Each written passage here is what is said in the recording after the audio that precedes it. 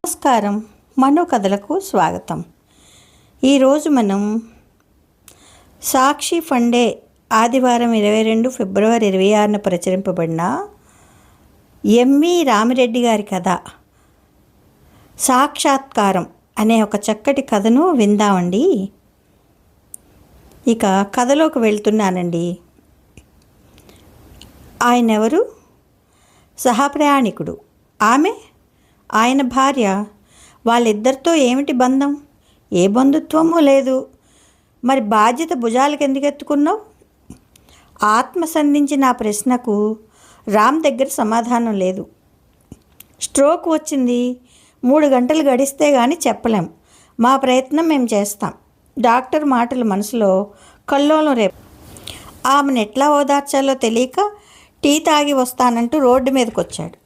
అడుగులు ముందుకు పడుతున్నాయి, మనసు వెనక్కి నడుస్తుంది. రమణీయంగా నవ్వాడు రామ్. అతని మొహమే అంతా. ఆమె నవ్వలేదు. 60 ఉంటాయా? పైనే ఉండొచ్చు. గర్భగుడిలో అమ్మవారి మొహంలా ఉంది. ప్రసన్నతలోనే కాస్త తేడా. సాయంత్రం 5:30కు హైదరాబాదులో నారాయణాద్రి ఎక్స్ప్రెస్ బయలుదేరింది. ఆమె ఫోన్ మోగింది. దాన్ని చేతుల్లోకి తీసుకొని, లింగంపల్లి నుంచి ట్రైన్ బయలుదేరింది బాబు, పొద్దున్నే స్టేషన్కు కారు పంపించు అని చెప్పి పెట్టేసింది.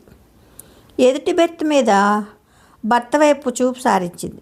రామ్ కనుగుడ్లు అడు తిరిగాయి. 70 దాకా ఉండొచ్చు. జర్కిన్ వేసుకొని వెల్లికిలా పడుకొని ఉన్నాడు.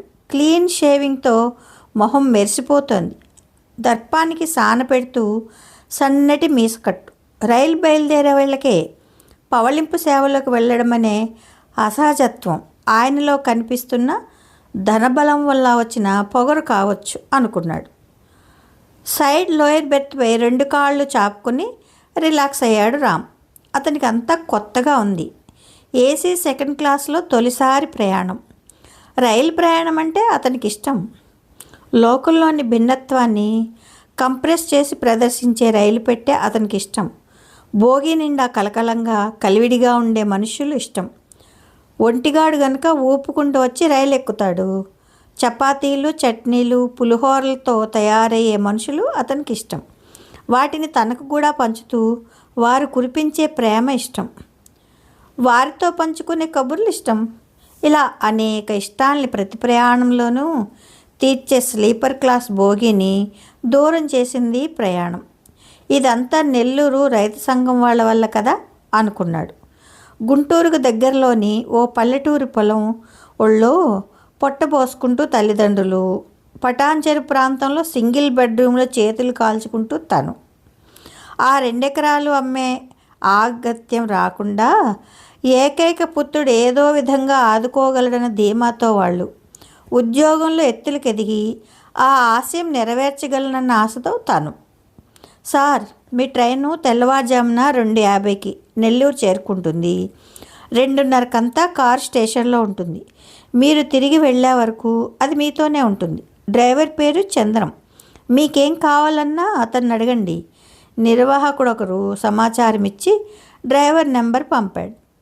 రైలు సికింద్రాబాద్ స్టేషన్లో ఆగింది. సైడ్ లోయర్ బెర్త్లోకి ఆర్ఏసీలో టికెట్లు పొందిన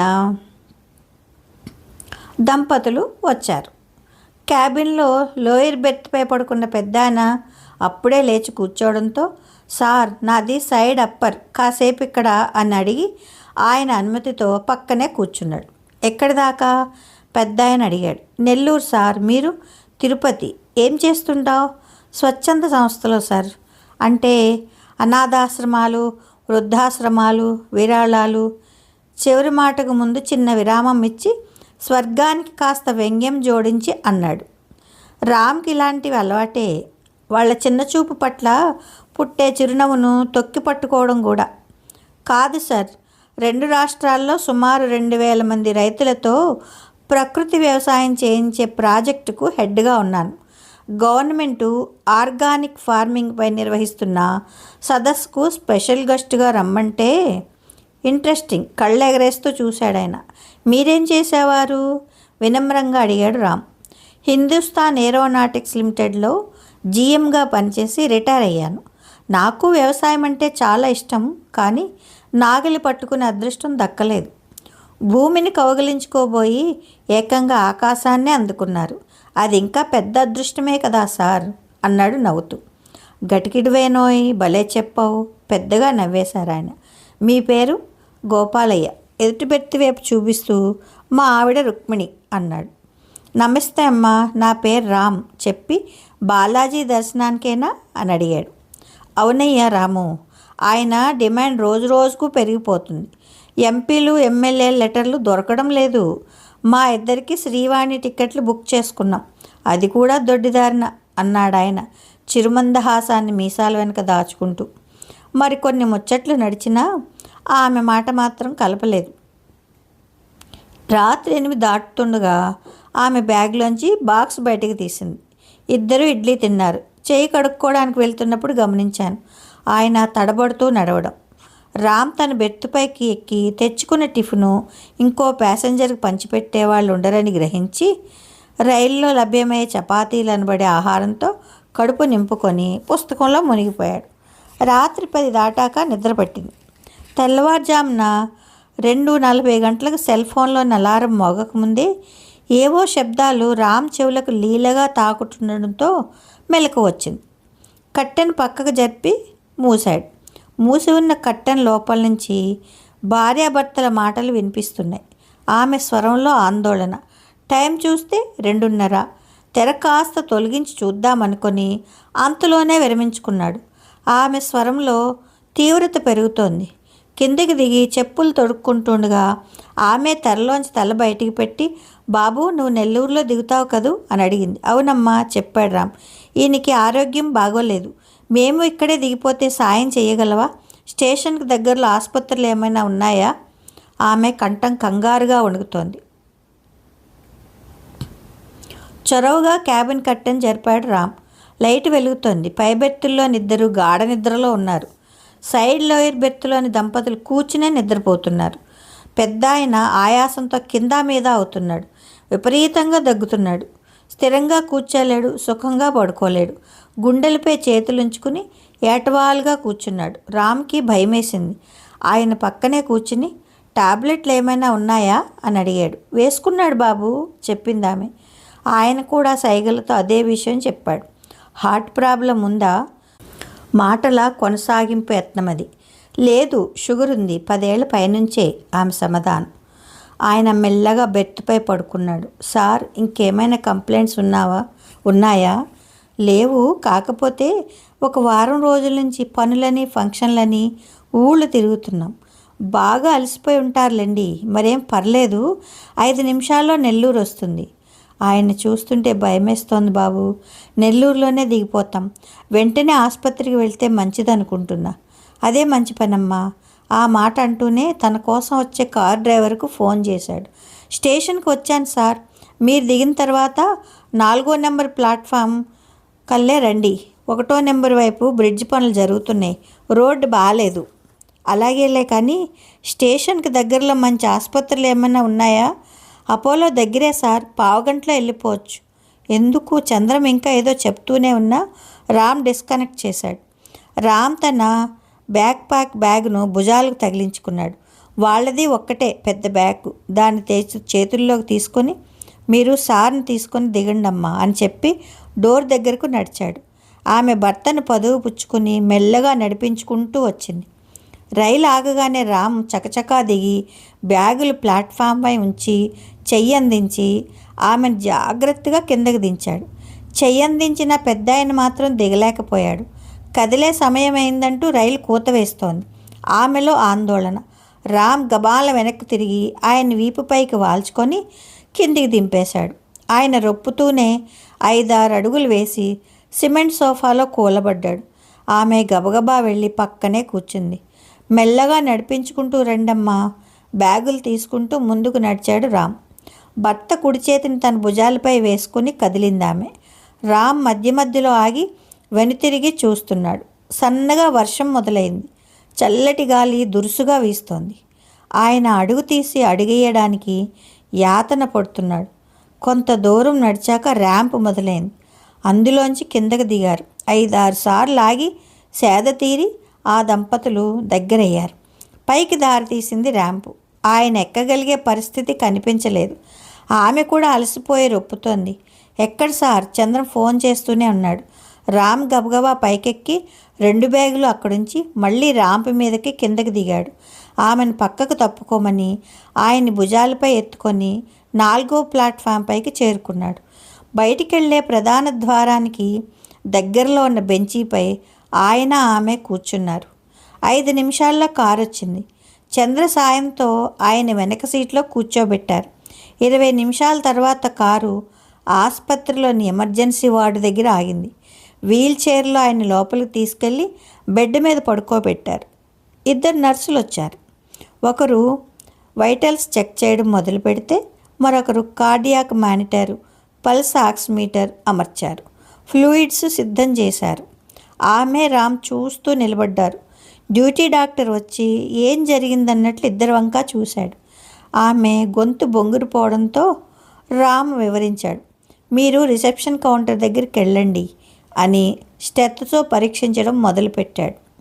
ఆయన పేరు చెప్పండి అడిగాడు కౌంటర్లోని వ్యక్తి. గోపాలయ్య, వయసు 68 చెప్పాడు రామ్. మిగతా వివరాలు చెప్పాక కన్సల్టెన్సీ ఫీజు కట్టమన్నాడు.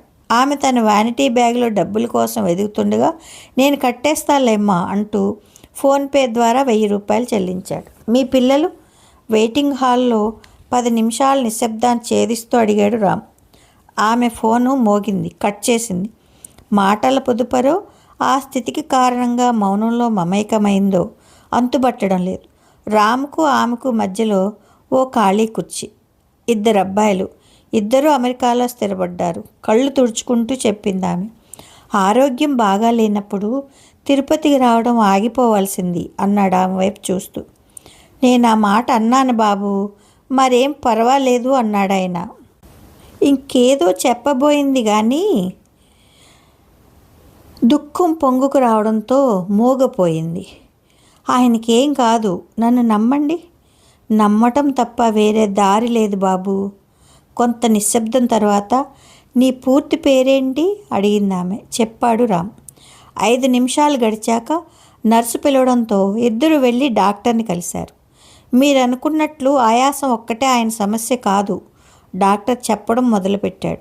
కండిషన్ క్రిటికల్గా ఉంది. 10 నిమిషాల్లో స్పెషలిస్టులు వస్తున్నారు. 3 గంటలు గడిస్తే కానీ చెప్పలేం. కొన్ని ఫామ్స్ మీద మీ సంతకాలు కావాలి చెబుతూనే నర్సు వంక చూశాడు డాక్టర్. వాళ్ళిద్దరినీ తన వెంట తీసుకెళ్ళింది ఆమె. సంతకాలు అయ్యాక ఇద్దరూ మళ్ళీ వెయిటింగ్ హాల్లోకి వచ్చారు. ఆమె ఫోన్ మోగింది, కట్ చేసింది. ఇద్దరి మధ్య భయంకరమైన నిశ్శబ్దం. గాయాల పాలైన కాలం ముందు కదలలేకపోతోంది. గాఢమైన వేదనలోంచి గొంతు విప్పిందామె. అత్తమామలే కాదు, అమ్మా నాన్నలు కూడా కులం పేరుతో అడ్డుకున్నారు. కలవడానికి వీల్లేదన్నారు. రచ్చబండ మీద గ్రామ బహిష్కార ప్రకటన దగ్గర వికసించిన మా ప్రేమ ఎన్ని ఆటంకాలు ఎదురైనా అవిసిపోలేదు. ఆయన అందరినీ ఎదిరించారు. నా కోసం ఆస్తులన్నీ వదులుకున్నారు. కట్టుబట్టలతో నగరానికి వచ్చాం. ఇప్పటికీ ఆయన నన్ను అమ్మ అనే పిలుస్తారు. మాట పూర్తి కాకుండా ఒక్క పెట్టు నేడ్చేసింది. ఆమెను ఎలా ఓదార్చాలో అతనికి అర్థం కాలేదు. ఏడ్చి ఆమె కళ్ళు ఎర్రబడ్డాయి. మెల్లగా దుఃఖాన్ని ప్రేమించడం అలవర్చుకుంటోంది. రామ్లోనూ సందేహాల చిక్కుముళ్ళు బిగుసుకుంటున్నాయి. ఏమవుతుంది? ఏం జరగబోతోంది? ఏమైనా జరిగితే తన భాగస్వామ్యం ఏమిటి? టీ స్టాల్ దగ్గర మనుషుల అలకిడికి రామ్ అడుగులు అటువైపు మళ్ళాయి. కుర్చీలోనే దిగులు ముద్దలా కూర్చుని ఉన్న ఆమె భుజం తట్టి పిలిచాడు రామ్. ఆమె కళ్ళు విప్పి మగతగా చూసింది. తన చేతుల్లోని కుంకుమ పొట్లం ఆమెకు అందిస్తూ, అమ్మా, ఆయనకు చెప్పేశాను. దర్శనమిచ్చాడు, అభయమిచ్చాడు. 40 నిమిషాల తర్వాత మీరు శుభవార్త వింటారు అని చెప్పాడు. కిటికీ తెరిచాడు. ఆకాశం నుంచి తెల్లటి వెలుగు భూమి మీదకి జాలువారుతోంది. కొత్త సంకల్పం ఏదో చిగురించి మనసులో బాగా స్థిరపడింది. నేను చెప్పేది నిజమమ్మా, నన్ను నమ్మండి. నమ్మకాన్ని నిలబెట్టే మాట సాయం తప్ప తను ఇంకేమీ చేయలేడన్న విషయం రాముకు తెలుసు. ఆమె రామ్ కళ్ళల్లోకి చూసింది నమ్మకంగా. 36 నిమిషాల ముళ్ళ రక్కుళ్ళ తర్వాత డాక్టర్ నుంచి పిలుపు. హీఈజ్ ఆల్ రైట్, ప్రాణాపాయం లేదు, సాయంత్రం దాకా అబ్జర్వేషన్లో ఉంచాలి. మరో గంట గడిచింది.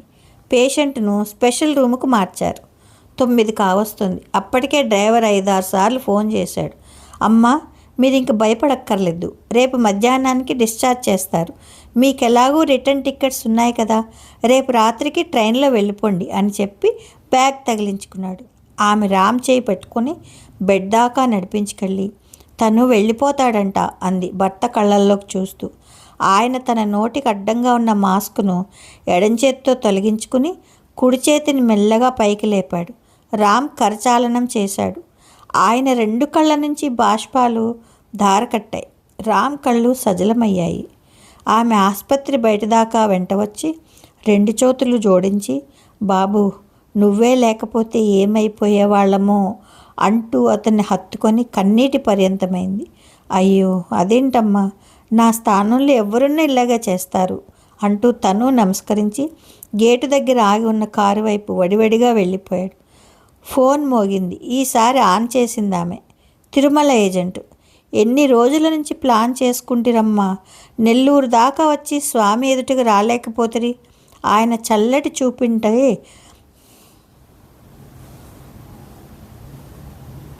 ఆయన చల్లటి చూపుంటే మళ్ళీ రాకుండా పోతామా? ఎదుటకు వచ్చిన ఆయన పెద్ద ఆయన్ని మేం కోరబోయేది చల్లంగా చూడమనే కదా బాబు. మనసులో ఘోష పెట్టిన మా మొర ఆలకించాడులే. అరుదుగా లభించే అదృష్టం, ప్రత్యేక దర్శనం మిస్ అయ్యారనే నా బాధంతా. ఆమెను వేదంలోకి నెట్టడానికి అవతలి గొంతు ప్రయత్నిస్తున్నట్టుగా ఉంది. సశరీరంగా వచ్చిన స్వామి అనుగ్రహాన్ని మనసారా అనుభూతించిన తరువాత కనులకు దక్కని భాగ్యం గురించి కించపడేదేముంది నాయన, ఆమె చెప్తోంది తన్మయత్వంగా. అలా చెప్తున్నప్పుడు తన ప్రశ్న, రామ్ జవాబు ఆమె మనసులో మార్మోగుతున్నాయి. నీ పూర్తి పేరేంటి బాబు? చుట్టాల రమణ అనేవాళ్ళమ్మా. కాలేజీలో గిరి అని, వెంకట్ అని పిలిచేవాళ్ళు. తీరా ఉద్యోగంలో చేరాక రామ్ కుదురుకుంది. ఎవరెలా పిలిచినా పలకడం అలవాటైంది. నిజానికి నా పూర్తి పేరు సప్తగిరి వెంకటరమణ. కథ సమాప్తం. సూపర్ ఉందండి కథ, చాలా బాగా రాశారు. కథ సమాప్తం. ఈ కథ మీకు నచ్చితే లైక్ చేయండి, షేర్ చేయండి, కామెంట్ చేయండి, సబ్స్క్రైబ్ చేసుకొని నన్ను ఎంకరేజ్ చేయండి. ఉంటానండి. ప్రేమతో మీ మను.